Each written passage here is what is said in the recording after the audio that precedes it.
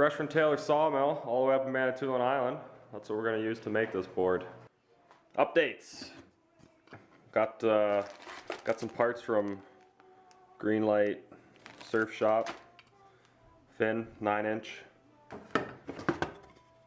Fin box, 10.5-inch.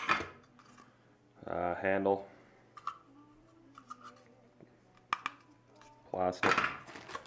These are just leash straps. I got 4 of them so I can strap a cooler or something to it. And this is actually a special leash plug with Gore-Tex on the back. So that's that'll be my vent. I got 2 of them. They recommend 2 for 10-foot boards.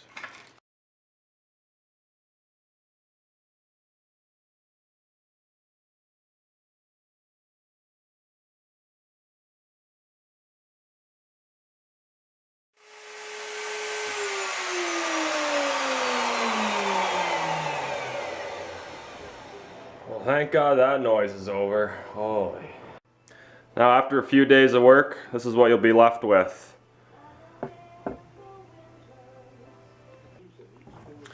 So a little different approach between printing, using the CNC machine to print out the squares. And this one is actually one that's been cut by the CNC machine. So you can see how it looks. This one's more precise, this one not so much. So the approach here was use the jigsaw, cut out all these holes. That's why they're oblong shaped. You can only get the radius so tight on the jigsaw. Use the table saw to rip this edge, flip it over. Now this is on a 1-degree slant, so I had to freehand that. Obviously, and then it's waving at me, so then I take my block plane, and plane this to a nice flat edge, so it sits pretty flat on the table. Use the bandsaw, take this radius, use the bandsaw to take that out, and then use the rasp to clean that up. Then go back to the table saw, set up your dado blades for half the height, or yeah, half the distance here, and then flip it over, cut that out. Or you could use a CNC machine and get this piece, and all you have to do is go in this corner and use the wooden rasp to clean that corner up, because we have a round bit, right? So originally I didn't want to listen to the router all day, but I didn't want to cut these all out either, because it took too long to cut them out, and it took about an hour and a half to cut, I don't know, 6 pieces with the CNC machine.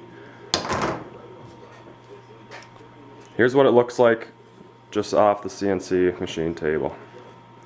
Now, problem here. The grain is running this way. Mistake, I messed up. Grain should have been running this way. As you can see here, where we've got all this fuzz, it's from tear out. I was using an upcut spiral bit, so that wants to pull all this grain up, and that's what's happened there. On the ends, it's nice and smooth. So if I had the grain going the other way, instead of having the whole length like this, it would just be the end. Now you want to take your time and sand all this off, and sand it real nice and smooth. Otherwise your board will sound like an African rain stick. We don't want that. Here's another piece. This was cut out by the CNC machine. Pretty nice. Actually, go in here with the little file and take out that radius from the bit in there.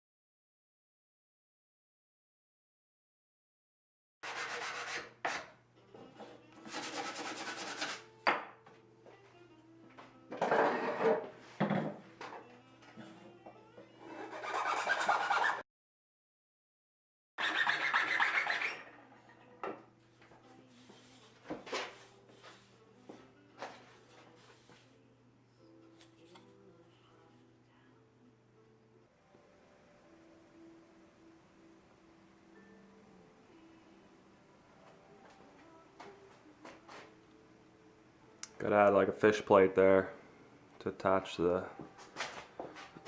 backbone together.